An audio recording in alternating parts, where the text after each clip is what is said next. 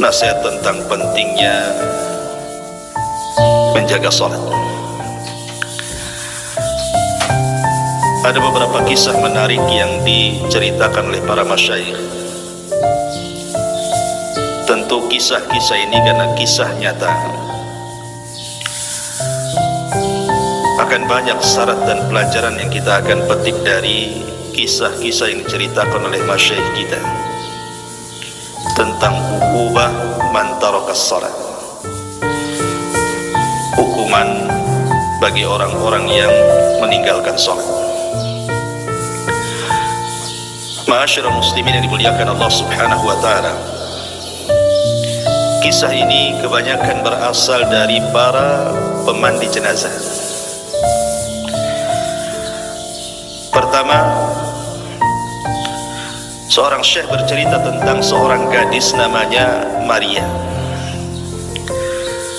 Gadis ini sangat cantik,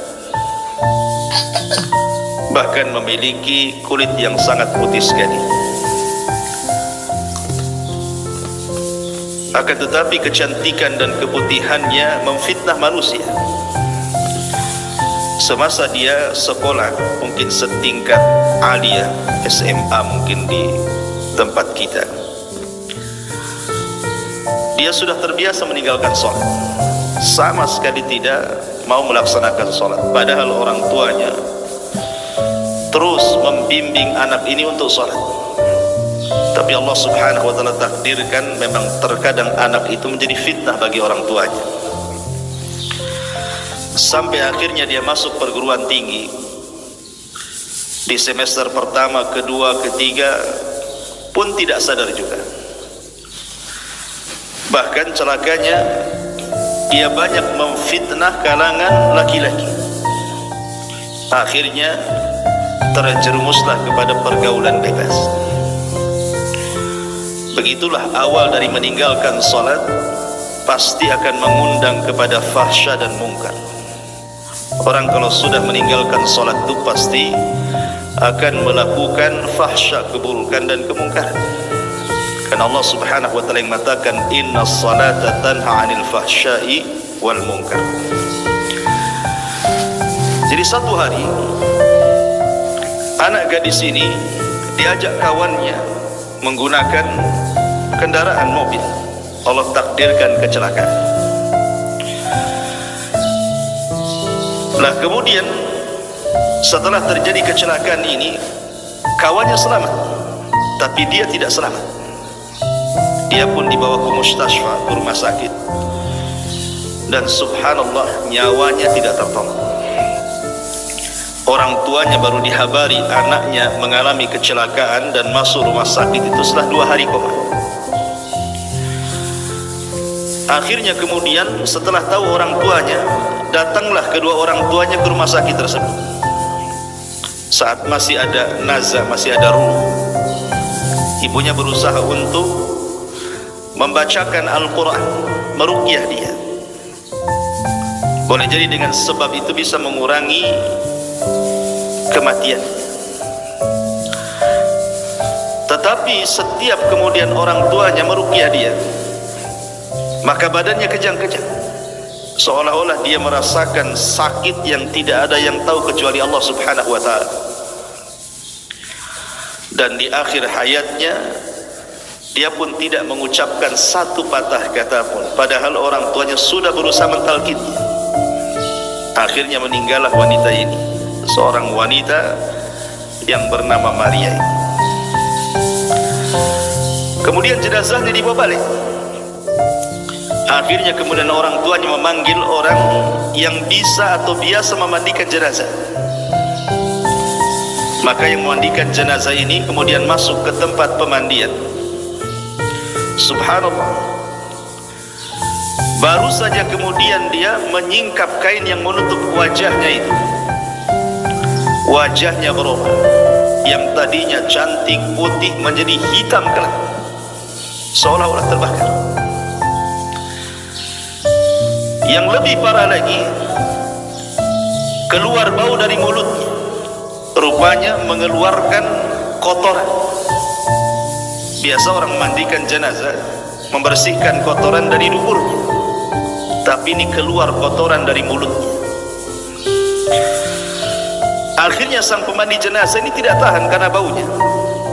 Dia berusaha mengikat lehernya supaya tidak keluar lagi kotoran, tapi terus keluar. Nauzubillah. Akhirnya kemudian dia pun tidak tahan keluar. Kemudian menceritakan secara rahasia kepada orang tuanya. Karena ini aib masalahnya kan. Akhirnya kemudian masuklah dia dan kedua orang tuanya, kemudian memandikan bersama-sama. Walaupun sesulit apapun, akhirnya selesailah pemandian. Kemudian diangkat jenazah itu, kemudian dikafani dan dikuburkan. Pemandi jenazah ini kemudian mulai bercerita kepada orang tuanya, sebenarnya ada apa dengan anakmu ini? Kok bisa anak yang cantik, anak yang putih gitu kan, anak yang luar biasa di mata orang tuanya, saat kematiannya seperti itu? Barulah kemudian orang tuanya cerita bahwa anaknya itu la tusalli, tidak pernah sholat. Anaknya itu tidak pernah sholat.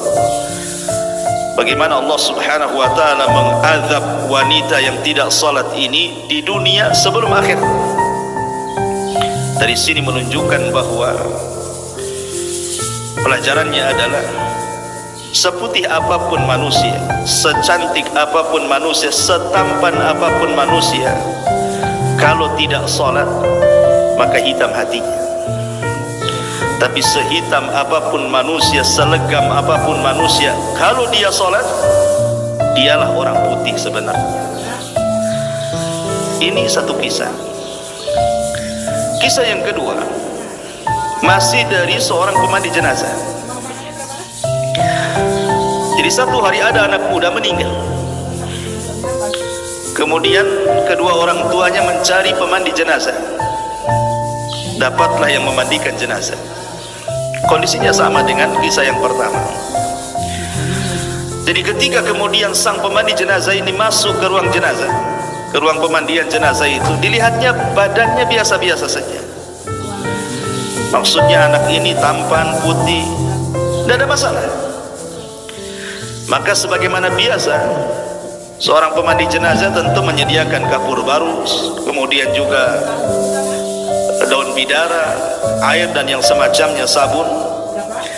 Yang membuat kaget pemandi jenazah ini, saat disiramkan itu air yang bercampur daun bidara ke wajahnya itu, tiba-tiba berubah wajahnya. Subhanallah. Wajahnya yang tadinya putih menjadi hitam kelam, seolah-olah terbakar. Akhirnya dia kaget. Apa yang salah dengan dia? Dia hanya menyiramkan air yang ada campuran bidara ke wajahnya, tiba-tiba seolah-olah menyiramkan air keras, langsung hitam wajahnya. Dia pun ketakutan. Akhirnya kemudian keluar dia.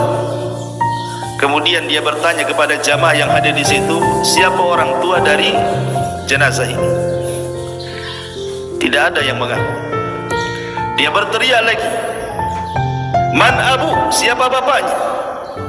Tidak ada yang menjawab. Dia pun berteriak lagi, man abu, siapa bapaknya? Rupanya dari belakang orang-orang yang ramai itu mengatakan, ana abu, saya bapaknya. Kemudian dipanggillah bapaknya, suruh masuk ke ruang pemandian jenazah. Tidak mau. Kemudian dia mengatakan, tolong, itu anak. Akhirnya orang tua ini dipaksa untuk masuk ke pemandian jenazah, masuk juga akhirnya.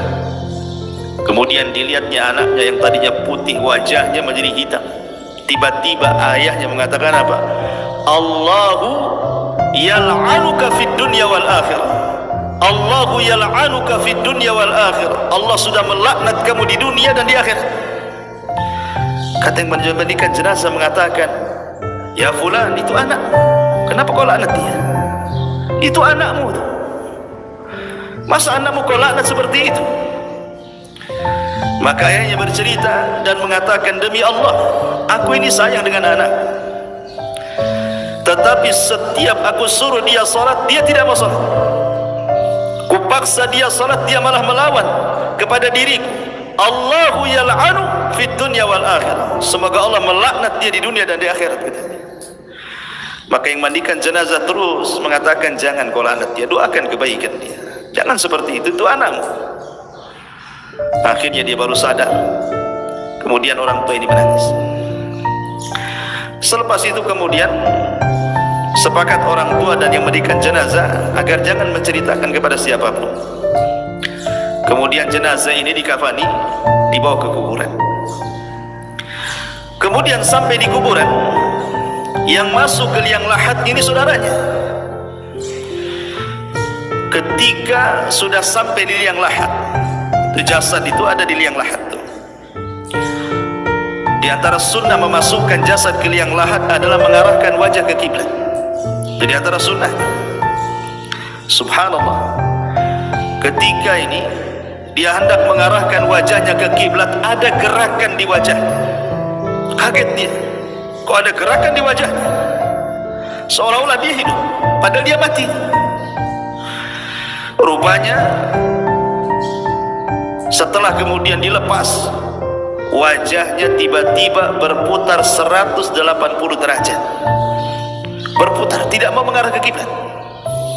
Diputar lagi, terputar lagi ke arah lain. Sampai 3 kali, akhirnya ketakutan. Kemudian dia pun naik ke atas kuburan. Dia mencoba mentelpon ahlul ilmi, ulama, meminta fatwa. Ini gimana nih? Wajahnya nggak menghadap kiblat, asih berbalik ke arah ke belakang kiblat gitu kan. Akhirnya para ulama yang ditelepon dia memberikan fatwa, sudah, kalau memang tidak bisa diarahkan, kuburlah seperti itu. Akhirnya dikubur seperti itu. Kemudian setelah dikubur seperti itu, kemudian ulama yang ditelepon ini oleh saudaranya ini bertanya, aku belum pernah ditanya fatwa soal jenazah yang seperti ini. Saya mau tanya baik-baik, kenapa dengan saudaramu itu? Kenapa seperti itu? Maka saudaranya mengatakan, demi Allah wahai Syekh, orang tua kami mengajari kami baik, mengajari kami sholat, menyuruh kami sholat, tapi saudaraku yang satu ini tidak mau sholat. Kata sang ulama, oh boleh jadi ketika dia benci kepada Allah, Allah benci kepada dia. Ketika wajahnya diarahkan ke kiblat, tidak mau mengarah ke kiblat, maknanya Allah benci dengan dia. Kemudian dia membacakan hadis, man ahabba liqa Allah ahabballahu liqa'ah, wa man kariha liqa Allah karihallahu liqa'ah. Siapa yang cinta berjumpa dengan Allah, ketika di dunia dia cinta berjumpa dengan Allah. Dengan cara apa? Salat. Karena salat itu perjumpaan kita dengan Allah, ikhwan. Makanya Allah mengatakan dalam Al-Quran itu, ketika Allah subhanahu wa ta'ala mengatakan tentang orang-orang yang melaksanakan salat, memang salat itu lakabiratun illa alal khashiin. Siapa orang-orang khasyi ini? Allah katakan, alladzina yadhunnuna annahum mulaqu rabbihim. Orang-orang yang mereka yakin dia sedang berjumpa dengan Allah. Jadi orang yang sedang salat itu hakikatnya sedang berjumpa, berdialog dengan Allah. Ketika dia tidak suka berjumpa dengan Allah dalam salatnya, maka Allah benci berjumpa dengan dia. Makanya susah wajahnya diarahkan ke kiblat. Ini kisah yang kedua, kisah tentang orang yang meninggalkan sholat. Kisah yang ketiga, ada seorang yang bernama Karim dan Salim, kakak beradik itu, si Karim dan si Salim ini. Si Karim ini orangnya ahli maksiat, suka meninggalkan sholat, banyak dosa dia lakukan, narkoba lah, macam-macam. Si Salim pula adiknya, orangnya baik, taat beribadah kepada Allah subhanahu wa ta'ala, tidak pernah meninggalkan sholat, birrul walidain, dan luar biasa. Begitulah kadang-kadang dalam keluarga, ada yang baik, ada yang tidak baik. Itu ujian kan itu ya. Terkadang satu keturunan ayahnya baik, belum tentu anak-anaknya baik. Seperti si Karim dan si Salim ini. Lah akhirnya kemudian yang namanya si Salim ini adiknya, begitulah jiwa kalau sudah terbiasa baik, tentu melihat ketidakbaikan tidak akan suka. Itu fitrah itu, karena al-arwahu junudun mujannadah. Ruh itu biasanya tergabung dengan golongannya. Kalau dia orang baik, dia ingin kebaikan. Kalau dia orang jahat, pasti dia cenderung untuk melakukan kejahatan. Begitulah ruh. Jadi Salim ini tiap hari ngasih tahu si Karim, bapaknya, kakaknya, supaya sholat, meninggalkan narkoba, meninggalkan kejahatan, kezaliman, dan begitu seterusnya. Sampai pada waktunya Allah takdirkan si Karim ini kecelakaan juga, kemudian koma. Lah sang adik ini, si Salim ini, karena dia orang soleh, dia ingin mendoakan kebaikan untuk kakaknya, karena kakaknya atau tidak sholat. Maka ketika koma sudah hampir 1 minggu nih, si Salim ini datang ke rumah sakit. Dia sholat, dia berwudu, kemudian sholat 2 rakaat, kemudian berdoa kepada Allah, minta supaya sang kakak si Karim ini disembuhkan. Subhanallah, doanya orang soleh, mustajab. Akhirnya dengan pertolongan Allah Azza wa Jal, Karim ini sembuh. Komanya, sadar dari komanya, kemudian sembuh. Setelah sembuh, subhanallah, terkadang ada orang-orang yang ditegur oleh Allah tidak sadar. Sebenarnya kalau dia paham kecelakaan itu kan Allah sedang menegur dia sebenarnya. Tapi ada orang-orang itu yang a'anzartahum am lam tunzirhum la yu'minun. Kau beri peringatan dia, kau tidak beri peringatan dia, tidak juga beriman. Ada orang-orang yang jenis kayak gini nih. Jadi setelah sembuh dari sakitnya si Karim ini, kemudian si Salim mengingatkan soal ujian dia. Harusnya kau sadar, kau ini sudah kecelakaan, mau koma, mau mati, sudah sembuh, tak mau juga sholat. Ada apa dengan kamu ini? Sampai pada waktunya, rupanya si Karim ini punya kawan maksiatnya, kecelakaan, meninggal. Akhirnya si Karim ini ketakutan dia. Sejak itulah kehidupannya tidak tenang, selalu dimimpikan dengan mimpi buruk.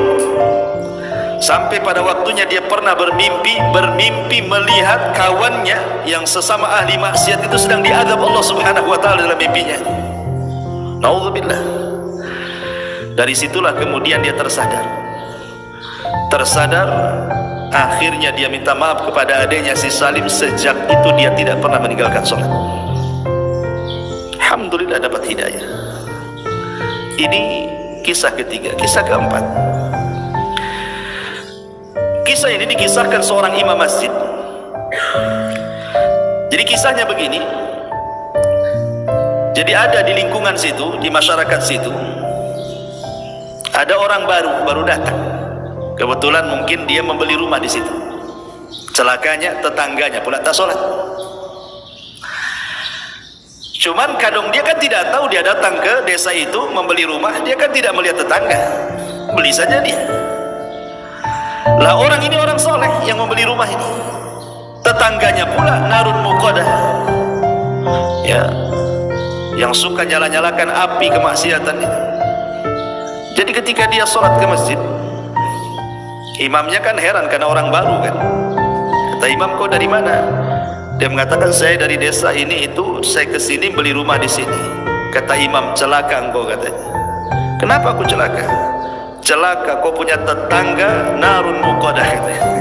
Kau punya tetangga narun muqadah, orang yang suka menyala-nyalakan api maksiat. Lah kenapa dengan dia emangnya? Ya fulan, tetanggamu itu tidak pernah sholat selamanya. Lihat, orang-orang sana itu kadang-kadang masalah-masalah seperti ini kan menjadi sebuah perbincangan gitu ya. Kalau kita punya tetangga gak sholat, mana pedulian tuh. Sholat gak sholat terserah dia lah kan gitu ya. Tapi di sana di Saudi masihlah peduli dengan orang-orang kayak gini. Jadi dia mengatakan, manusia di sini, maksudnya orang satu desa di sini, melaknat dia katanya. Karena dia tidak sholat. Belum lagi dia banyak melakukan kezaliman dan kemaksiatan. Itulah berawal dari tidak sholat, akhirnya melahirkan dosa-dosa yang lainnya. Tapi kemudian orang soleh ini yang baru datang beli rumah ini, dia mengatakan, boleh jadi Allah Subhanahu wa taala memberikan hidayah kepadanya.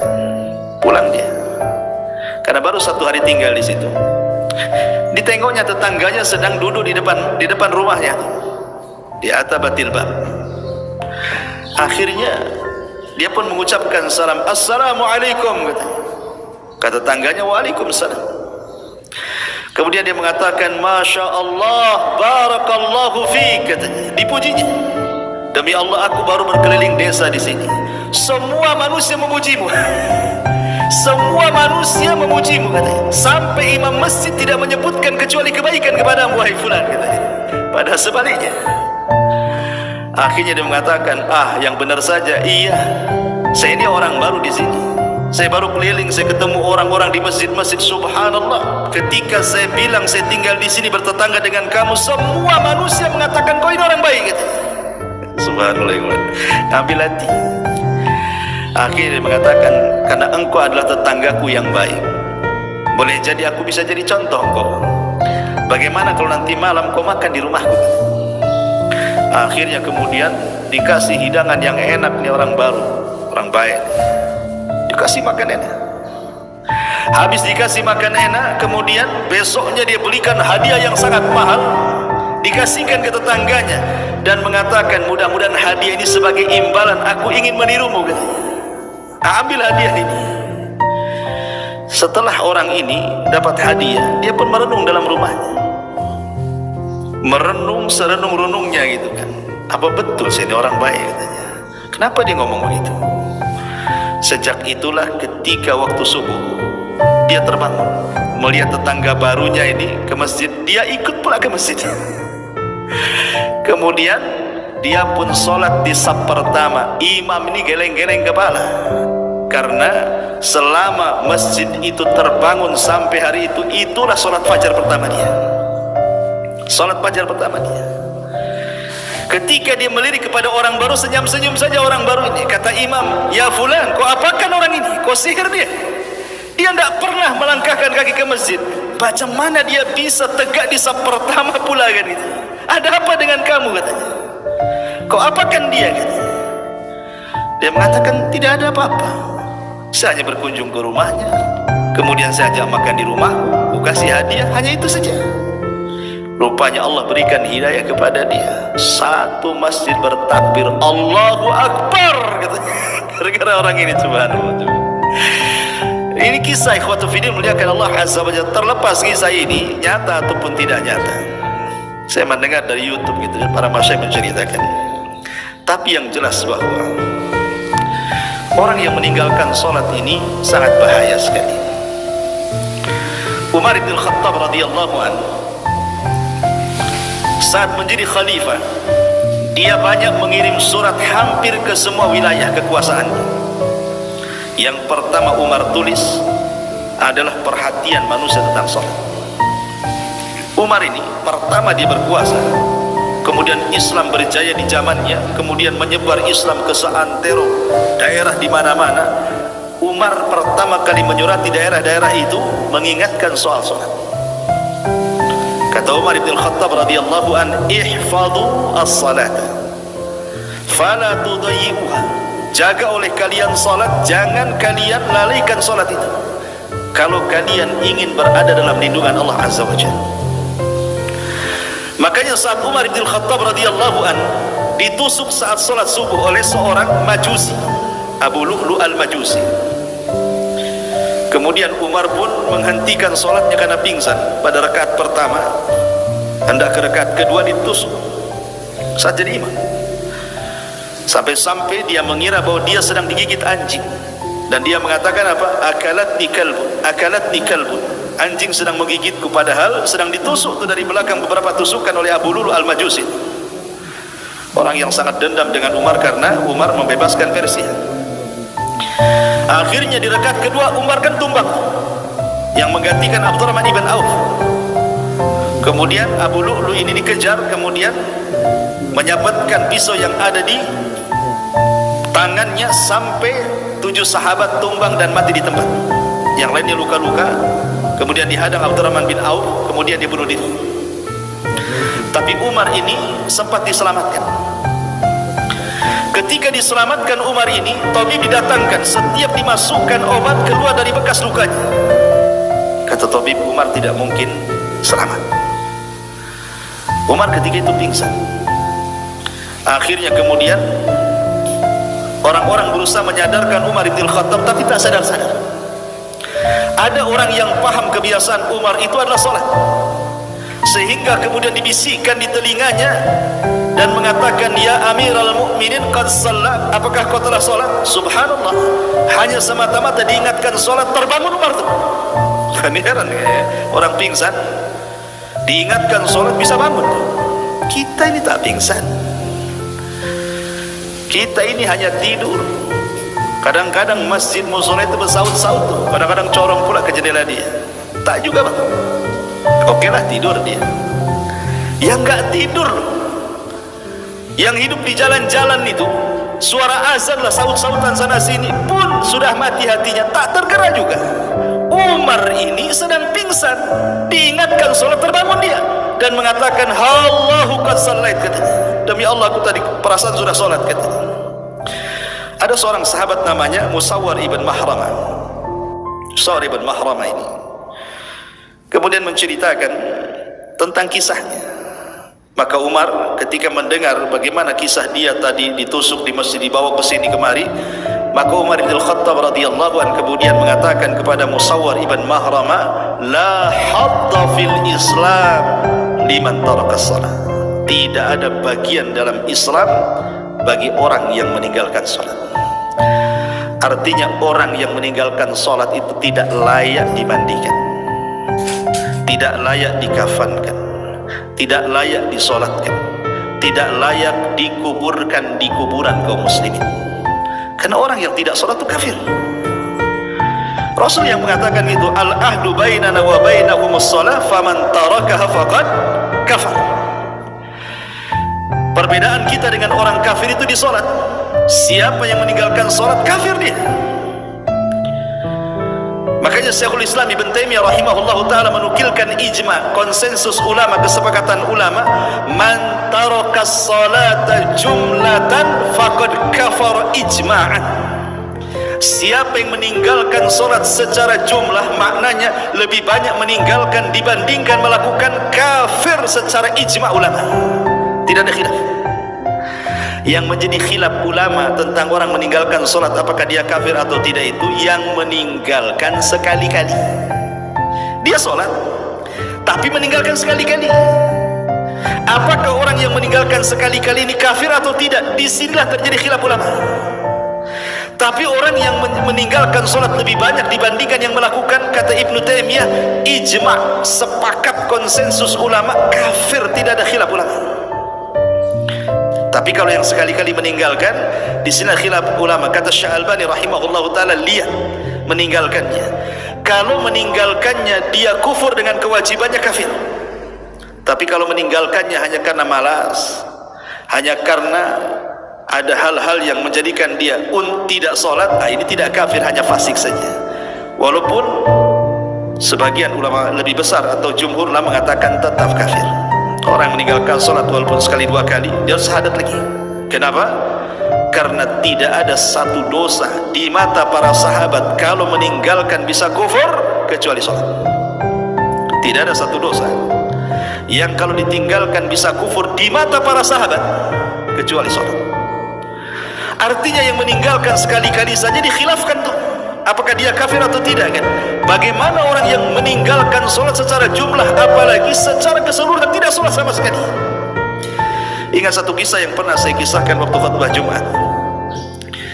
Ketika ada seorang ibu menceritakan soal anaknya, kan? Anaknya dari kecil sampai remaja sampai dewasa tidak pernah senang hidupnya. Ada saja masalah. Entah masalah di pekerjaannya, entah masalah di kesehatannya, entah masalah di perjodohannya, pokoknya banyak masalah. Sampai akhirnya anaknya terbaring kaku, kena stroke, tidak bisa apapun. Sehingga ibunya, namanya ibu kasihan dengan anaknya, berusaha meminta fatwa kepada ulama dan mengatakan, ya Syekh, ada apa dengan anak saya? Apakah anak saya tersihir dari kecil sehingga hidupnya saya lihat tidak pernah senang? Apakah anakku mashur disihir? Kata Syekh tidak langsung mengiyakan, dia hanya mengatakan, apa anakmu sholat? Disinilah jawabannya, kata ibunya, anakku tidak pernah sholat Kata Syekh, itulah masalahnya. Kenapa anakmu tidak pernah senang dari kecil, remaja sampai dewasa? Karena anakmu tidak sholat. Kemudian Syekh menceritakan, kenapa anakmu tidak sholat sehingga tidak pernah merasakan kesenangan hidup? Ingat, sholat itu adalah tali yang menghubungkan kita dengan Allah. Makanya sholat disebut sholat, diambil dari kata silah. Silah itu artinya hubungan. Hubungan antara kita dengan Allah, makanya disebut sholat. Karena sholat itu kita sedang berhubungan dengan Allah. Ketika tali penghubung kita dengan Allah terputus, artinya terputus juga perlindungan Allah dengan hambanya. Ketika perlindungan Allah terputus dengan hambanya, maka Allah akan menjauh darinya, tidak akan memberikan pertolongan kepadanya, tidak akan melindungi dia, dan Allah akan banyak menimpakan musibah kepadanya. Kemudian kata Syekh ini, coba bayangkan, kalau anakmu tidak sholat, kemudian dia terbangun di pagi hari, dia meninggalkan sholat subuh, berarti anakmu terbangun dalam kondisi dilaknat Allah dan dilaknat semua manusia. Kemudian duhur tidak sholat, dilaknat lagi siangnya. Kemudian asar tidak sholat, dilaknat lagi sorenya. Kemudian maghrib tidak sholat, dilaknat lagi maghribnya. Kemudian isya pula tidak sholat, dilaknat pula dia malamnya. Mulai dari terbangun dilaknat sampai dia tidur dilaknat.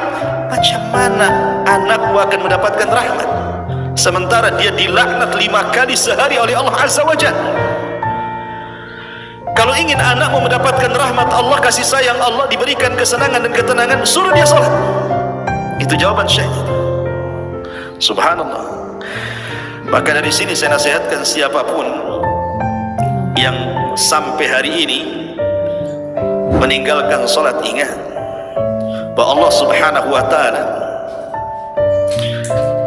ketika berkisah ataupun bicara soal sholat di dalam Al-Quranul Karim, sholat itu sebuah kewajiban yang diwajibkan secara mutlak, beda dengan ibadah yang lain.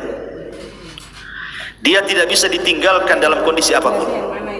Dalam kondisi perang sekalipun tidak bisa ditinggalkan. Makanya ada istilah sholat khauf. Sampai-sampai Rasul mengatakan, kalau engkau bisa sholat berdiri, tidak bisa sholat berdiri duduk, tidak bisa sholat duduk berbaring. Sampai Syekh Ibn Utsaimin rahimahullah ta'ala mengatakan, sampai pun dia terbaring tidak bisa bergerak, kalau akalnya masih sadar, diingatkan masih dia menangkap ingatan dia, maka dia wajib sholat. Dengan cara apa? Membayangkan. Kecuali kalau akalnya sudah hilang, nggak cerita, nggak ada cerita lagi. Tapi kalau akalnya masih bersarang di otaknya dan diingatkan dia masih ingat, sholat. Sampai seperti itu. Karena sholat itu kewajiban mutlak masalahnya, tidak bisa ditinggalkan dalam kondisi apapun. Makanya saya heran, ada orang kerja di bengkel penuh dengan oli, kemudian diingatkan sholat. Kenapa kau tak sholat? Nggak bisa, kotor nih, banyak oli katanya. Emang oli najis kecuali kau kencing di celana? Iyalah kan gitu. Bahkan ada petani-petani yang kotor badannya dengan tanah gitu, tidak mau sholat hanya gara-gara kotor. Tanah tidak najis. Ya memang sebaiknya sholat itu bersih, tapi dalam kondisi anda tidak punya pakaian lagi, mau apa? Sholat. Sampai pun di kamar mandi sekalipun terkunci, kata Ibnu Taimiyah rahimahullah dalam Fatawa Al-Majmul, Fatawa dalam kitabnya, ketika di soal-soal orang yang masuk kamar mandi terkunci. Jadi antum masuk kamar mandi terkunci dari luar, tidak bisa keluar, nggak ada yang membuka. Pamannya antum masuk kamar mandi pagi sendirian di rumah, terkunci, mungkin baru ada yang membuka di sore hari, berarti lewat padanya zuhur dan asar. Bagaimana orang yang terkunci di kamar mandi? Di kamar mandi kan tempat najis. Apakah kemudian dia harus menunggu orang yang membukanya sampai maghrib, ataukah dia sholat? Kata Ibnu Taimiyah, sholat di kamar mandi. Sholat di kamar mandi, karena dia meninggalkan 2 waktu nantinya, zuhur dan asar. Kenapa demikian? Karena meninggalkan kewajiban itu lebih berdosa dibandingkan melaksanakan yang diharamkan. Itu kaidahnya. Tarkul wajib asyad min irtikabil muharramat. Meninggalkan yang wajib itu lebih parah dosanya dibandingkan melakukan hal-hal yang diharamkan. Sholat di kamar mandi haram, tidak boleh. Tapi meninggalkan sholat lebih parah lagi dosanya. Itu maksudnya. Maka tetap sholat. Dari sini menunjukkan apa? Kewajiban solat itu adalah kewajiban mutlak. Bahkan Nabi SAW mengistilahkan solat itu kan tiangnya agama. Kalau antum sedang di rumah, tiba-tiba ada orang datang menghancurkan tiang-tiang rumah kita, kemudian rumah kita roboh, kira-kira apa yang antum ucapkan kepada orang itu? Antum bisa marah kan? Bisa emosi lah kan itu? Masa rumah dirobohkan? Tapi ketika antum melihat orang yang tidak sholat, diam-diam saja.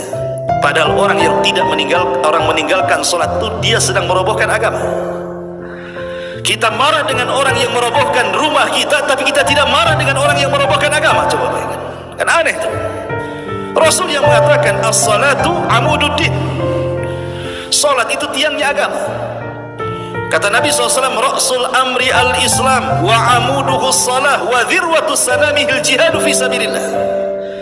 Pokok urusan hidup manusia itu Islam, tiangnya salat. Puncak dari amal soleh adalah jihad di jalan Allah Subhanahu wa ta'ala. Dan ingat, orang yang meninggalkan salat, Allah tidak akan melihatnya, Allah tidak akan bicara dengan dia, Allah tidak akan membersihkannya. Hilang cahaya di wajahnya, terputus dengan langit, tidak ada hubungan lagi dengan Allah Subhanahu wa ta'ala. Kalau dia mati, sekali lagi saya ulangi, tidak disolatkan, tidak dimandikan, tidak dikafankan, tidak dikuburkan di kuburan kaum muslimin. Bahkan kalaupun dia hidup, dia tidak boleh masuk Mekah dan Madinah karena dia dianggap najis. Tidak boleh orang meninggalkan salat masuk Mekah dan Madinah itu. Bahkan tidak halal penyembelihannya. Kalau dia menyembelih binatang, orang yang tidak salat tidak halal. Bagaimana orang kafir? Halal penyembelihannya. Tidak bisa seperti itu. Bahkan kalau kita melihat di permulaan dakwah Rasul, surat yang pertama turun apa? Iqra. Rasul disuruh belajar. Kemudian surat setelahnya Al-Mudaththir dan Al-Muzammil. Muzammil itu perintah salat, walaupun salat sunnah. Kemudian setelah itu turun surah Al-Fatihah. Lah dari sini menunjukkan bahwa kalau kita perhatikan dari surat-surat yang awal-awal turun saja, itu tekanannya kemana? Ke salat. Ya, karena turun surah Iqra, kemudian Mudaththir, kemudian Muzammil, kemudian surah Al-Fatihah turun. Karena dalam salat itu kan tidak bisa seseorang itu sah kecuali membaca surah Al-Fatihah. Kalau surat-surat yang lain itu boleh dibaca, boleh tidak, sunnah hukumnya. Tapi Fatihah tidak bisa ditinggalkan. Makanya kenapa kemudian permasalahan salat ini permasalahan yang serius dalam Islam? Karena dialah yang menjadikan kejayaan Islam itu sendiri. Ingat Imam Mahdi kelak di akhir zaman, dalam hadis yang panjang sekali soal turunnya Isa bin Maryam. Ketika pasukan Dajjal itu mengepung pasukan Imam Mahdi di Bukit Tursina, pasukan Imam Mahdi dan kaum muslimin tidak sanggup melawan Dajjal, sehingga kepala kerbau lebih berharga dibandingkan uang dinar dan dirham, karena mereka kelaparan masalahnya. Sampai akhirnya pasukan Al-Mahdi mengatakan kepada Imam Mahdi, kalau kita tetap bertahan di bukit ini kita akan mati sia-sia, sebaiknya kita bertempur hidup mulia atau mati syahid. Akhirnya mereka sepakat, menang kalah besok turun. Ketika di waktu subuh adzan dikumandangkan, tiba-tiba langit gelap. Kemudian dari langit ada cahaya, rupanya Isa bin Maryam turun di api dua malaikat. Kemudian menemui kaum muslimin yang ada di Bukit Tur. Ketika itu qomat mulai dikumandangkan. Kemudian Imam Mahdi mengatakan, taqaddam ya ruhallah, silahkan kau yang jadi imam wahai Isa. Tapi Isa menolaknya dan mengatakan, setiap kaum ada imamnya, kau saja. Akhirnya Imam Mahdi yang menjadi imam. Kemudian Nabi Isa menjadi makmum di belakang Al-Mahdi, salat fajar. Kemudian setelah itu, setelah selesai salat, Isa mengusap semua wajah pasukan kaum muslimin di bawah kepemimpinan Al-Mahdi dan menyebutkan tempat tertinggi di sorga. Bukan mereka akan masuk sorga, tapi menyebutkan tempat tertinggi di sorga. Maka berbahagialah orang-orang yang diusap Isa bin Maryam kala itu. Maka setelah itu mereka turun gunung, kemudian menghancurkan tentara Dajjal, dan Dajjal mati di tangan Isa bin Maryam. Syahidnya apa di sini?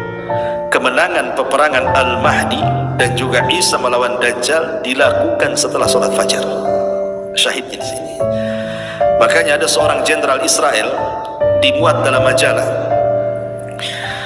Dia mengatakan kalau seandainya sholat subuh di Palestina itu sebanyak sholat Jumat, kalau setiap masjid di Palestina sholat subuhnya sebanyak sholat Jumat, Israel akan tumbang dengan sendiri, karena kekuatan ada di situ. Artinya kalau kita cerita tentang kekuatan Islam, Islam harus jaya, Islam harus kuat. Kalau masjidnya kosong, menghayal Anda. Kekuatan itu ada di masjid. Makanya kata ulama mengatakan, kalau seandainya manusia itu bisa mereka merekatkan kekuatan dalam masjid, itulah kekuatan yang hakiki umat Islam. Karena mereka sedang menyambung hubungan mereka dengan Allah, disitulah Allah berikan pertolongannya. Jadi sholat ini perkara yang sangat penting sekali. Jadi saya nasihatkan kepada siapapun yang melakukan sholat, bertobatlah kepada Allah Subhanahu wa ta'ala, karena hukumannya di dunia ada sendiri, di kuburan ada sendiri, di padang mahsyar ada sendiri, bahkan di neraka disediakan satu neraka yang disebut dengan sakor. Masalakakum fi sakor. Kenapa kalian bisa masuk neraka sakor katanya? Apa jawaban penduduk neraka sakor? Qalu lam naku minal musallin, karena kami tidak sholat. Bahkan suatu hari Nabi SAW pernah diperlihatkan satu azab kubur yang mengerikan. Dilihatnya Nabi SAW ada orang yang ditelentangkan. Dia sedang terlentang tuh satu orang. Kemudian di sampingnya ada orang berdiri membawa batu. Kemudian batu itu dibenturkan di kepalanya sampai hancur. Kemudian orang yang membentur batu ini pergi mencari batu lain. Setelah dapat batu lain, datang lagi, kepalanya sudah balik lagi semula. Dibenturkan lagi, cari lagi batu, datang lagi, bentuknya menjadi semula lagi. Subhanallah, kullama nadijat juluduhum badalnahum juludan ghairaha liyadzuqul adzab. Setiap dihancurkan kepala mereka, Allah ganti dengan kepala baru. Setiap dihancurkan, Allah ganti dengan kepala baru, sampai merasakan azab Allah. Nabi SAW sampai heran, bertanya kepada Jibril, "Mahadha?" Ada apa dengan orang ini? Maka Jibril memberitahu Nabi SAW, orang ini adalah man nama an salatil maktubah. Dia orang yang tidur saat datang sholat wajib. Setiap datang sholat wajib malah tidur. Datang duhur tidur, datang asar tidur, datang maghrib tidur, datang isya tidur. Subhanallah. Ini hukumannya, ini di kuburan ya. Kalau di dunia jelas, pasti saya pastikan orang yang tidak pernah sholat hidupnya akan kacau dan tidak akan tenang. Kenapa? Karena Aisyah menceritakan, karena Nabi sallallahu alaihi wasallam idza hajabahul amru fazi'a ila shalah. Nabi itu kalau ada kesulitan yang tidak bisa keluar dari situ, Nabi juga manusia, pasti ada kesulitan kan itu. Pak Aisyah radhiyallahu mengatakan, Nabi itu kalau ditimpa kesulitan yang sangat menyulitkan bagi dia langsung sholat. Jadi untuk memecahkan kesulitan itu adalah sholat ya, sholat itulah yang kelak akan mengurai masalah. Makanya ketika Nabi Ibrahim alaihi salatu wassalam ditangkap istrinya oleh Raja Zalim, Raja Fir'aun Mesir, dan hendak kemudian digagahi kehormatannya, Ibrahim sholat. Dia munajat kepada Allah untuk diselamatkan istrinya. Akhirnya istri diselamatkan. Makanya kata para ulama mengatakan bahwa puncak daripada setiap kebingungan, puncak dari setiap permasalahan dunia, karena Anda tidak sholat. Karena Anda tidak sholat. Sampai seorang syekh bercerita, ada pengusaha kaya raya sakaya-kayanya, kaya raya ya, tapi kekayaannya tidak bisa menenangkan hatinya. Banyak masalah, masalah anaknya, masalah istrinya, masalah kesehatannya, masalah perusahaan. Padahal kaya, hidupnya tidak pernah tenang. Jadi dia punya karyawan orang kulit hitam. Karyawan ini orang kulit hitam, gajinya paling rendah sendiri di perusahaannya. Di antara staf-stafnya dialah yang paling rendah sendiri penghasilannya, gajinya itu. Tapi dia pandang, dia pula yang paling enjoy kerjanya. Gak ada beban, gak ada keluhan, gak ada apa-apa. Jadi pemilik perusahaan ini heran, memanggil orang berkulit hitam itu. Aku lihat kok tenang-tenang saja hidupku, kok biasa saja, kok gaji paling kecil, tapi saya lihat paling banyak tertawa, paling banyak tersenyum, gak ada beban bagi hidupmu. Apa rahasiamu? Katanya. Dia mengatakan, tidak ada apa-apa wahai Tuhan, saya hanya berusaha menjaga 5 waktu sholat. Itulah rahasia ketenanganku. Sejak itulah dia meniru orang yang berkulit hitam yang karyawannya itu. Subhanallah. Disitulah rahasia di balik keajaiban sholat. Subhanakallah bihamdika asyhadu an la ilaha illa anta astaghfiruka wa atubu ilaik.